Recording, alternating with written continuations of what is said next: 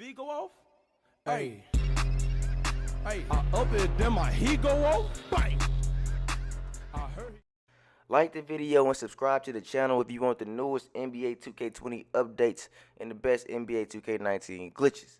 Now officially, we are 3 months away from NBA 2K20 releasing. 3 months, 92 days. It's almost right around the corner. As you can see, it drops September 6th. We know this. This is the Legend Edition only. You know what I'm saying? So be ready.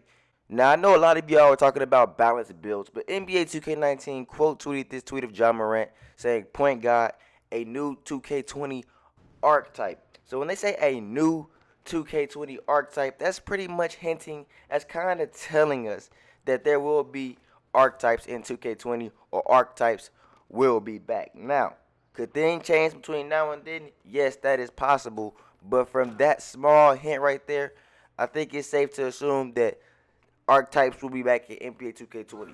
Now, I know a lot of y'all want balanced builds, outside builds, or inside builds, but I mean, I understand why they'd be bringing archetypes back because it has improved since the very beginning. Remember when we had pretty much one type of build? You were only a pure sharpshooter, a pure shot creator, a pure slasher, a pure glass cleaner, or a pure stretch big, you know what I mean? Or a pure playmaker. Then they started to give us the ability to choose two different archetypes and not have a pure build. You know, you could be a playmaking sharp, slashing shot creator, you know, lots of different options to make another build. So at this point in the game, they're at a point where if they improve the archetype system a little bit better and make the right moves as far as player creation goes, the archetype system can go really well if they do it right, or it could go really left if they do it wrong. You know what I mean? So, but there's a lot of growth to be done in the archetype system that we can see potentially. Now, I'm not going to go out on a limb and act like I know what that's going to be, you know, but I hope it's not the exact same as this year. I'll definitely hope there are some improvements. Maybe you could have up to 3 archetypes, you know what I mean? That'd be kind of cool, you know. Maybe not be as good in all 3 things, but if you be solid in 3 things. Or there's a better balance for the archetypes to have 2 skills, you know, not just a pure build, you know what I mean? Because I feel like some archetypes on the game, even though you might be part sharpshooter, part slasher, your attributes don't really match up, but they may give you some badges, you know what I mean? And I feel like they could do a little bit better on some of those different archetypes to make.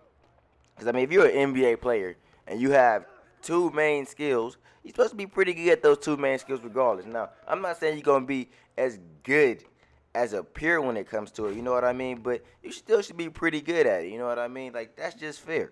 But then again, another important thing, it all depends on the badges as well, you know, the badges that these archetypes get. Will they bring the Hall of Fame badges back? Because, you know, when you get the Hall of Fame badges, you go crazy out there.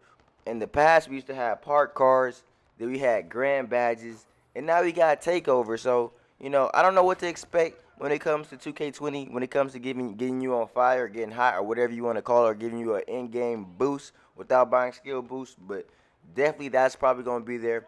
And there's a lot of things to think about, like I said, when it comes to these archetypes. So when they say they drop hints like that, you have to try to take a lot of things in consideration because those are some of the things that make certain builds that more over the top. When they get those badges, when they get those in takeover mode, when they get on fire and they just get unstoppable, you know what I'm saying? Now, there's a lot of stuff we don't know yet because we don't have gameplay, so I can't act like I know about a lot of stuff. So we're not going to know anything about the builds probably until the prelude, honestly. That's what we're going to know. That's what we're going to be able to try to play out some builds. I mean, they may let some people come and play the game, but a lot of times, like I said, we get straight play now gameplay.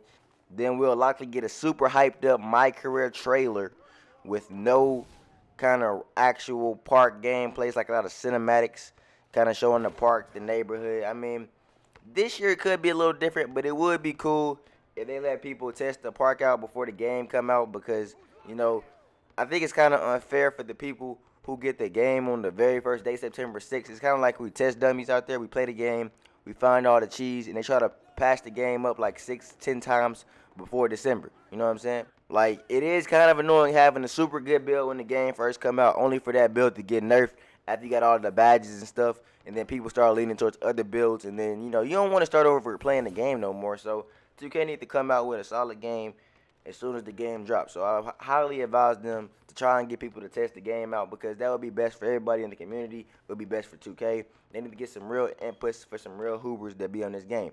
But anyways, if y'all enjoyed this video, make sure you hit that like button, make sure you hit that sub button, turn those notifications on. Until next time, man, Denski out.